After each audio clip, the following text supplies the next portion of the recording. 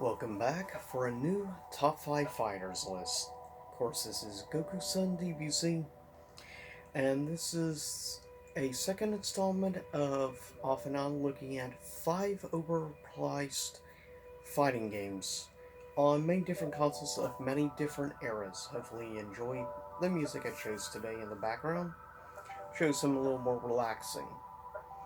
But with that said, honorable mentions that didn't quite make the cut.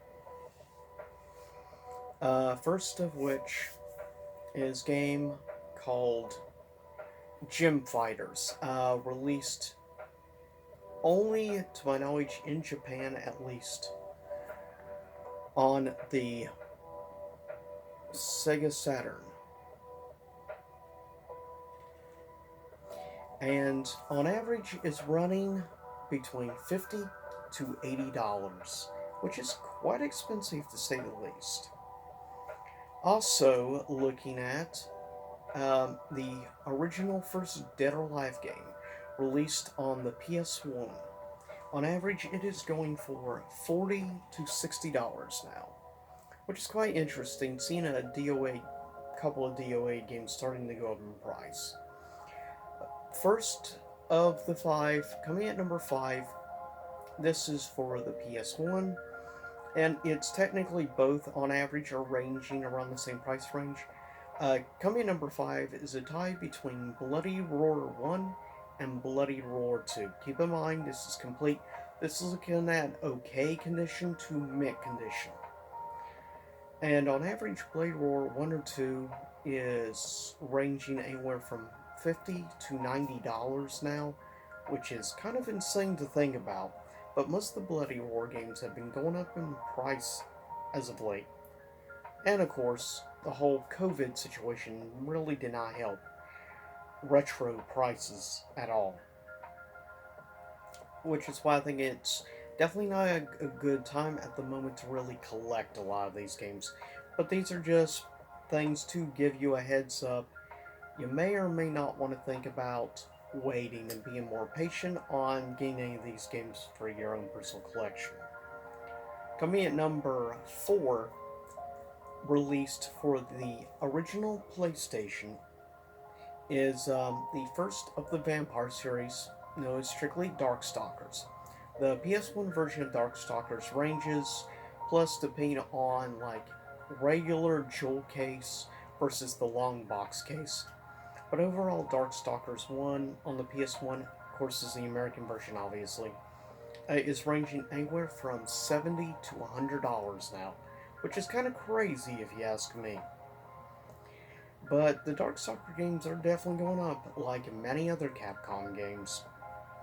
Coming in at number 3 is a game originally until the special collection came out on the eShop. This was exclusive to the Neo Geo Pocket Color. It's a game called SNK Gals Fighters, or Gal Fighters. But on average, the game is going for anywhere from $100 to $140 now, depending on condition. Which is kind of crazy, and this is looking mostly just the cartridge by itself. If you want complete in box, you're talking even more than that.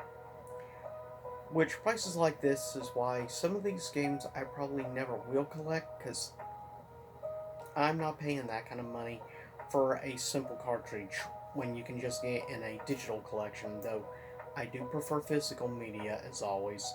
But some of these I'm just not willing to. I'm not like a super extreme SNK collector, though I do like SNK.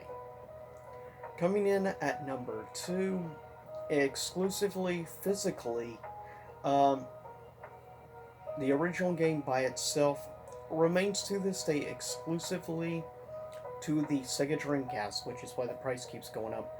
But for the American version, like I say, depending on condition, this is coming at number 2 is Street Fighter 3 Third Strike, which some people consider the Digital Online Edition the definitive version of the game, and I kind of agree with that statement.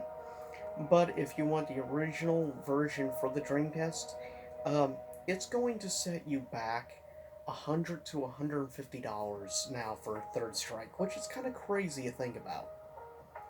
Speaking of crazy, coming at number one for the Dreamcast version we're looking at, and that is, of course, the coveted Marvel vs. Capcom 2, and that is all because of one reason only, because Marvel vs. Capcom 2 remains exclusively only on that, and you can't get the digital version anymore. Of course, was pulled off of the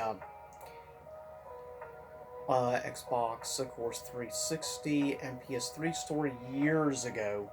And so, if you want to play the game, basically, the only way is a physical copy.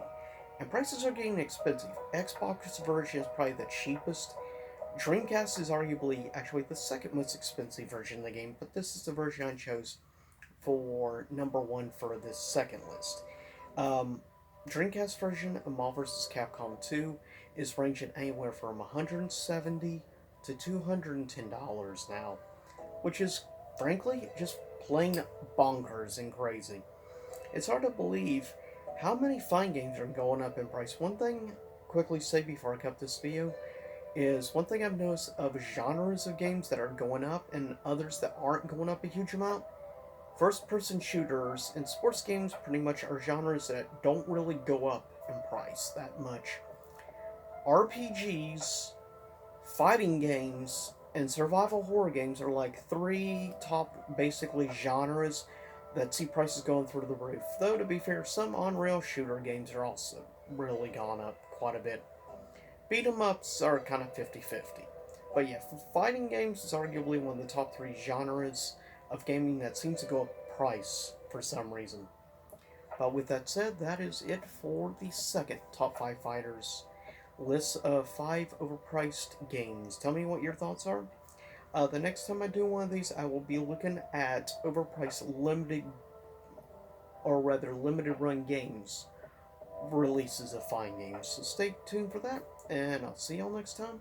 Stay safe in this bonkers, crazy world we live in right now. See you soon. Same YouTube time, same YouTube channel.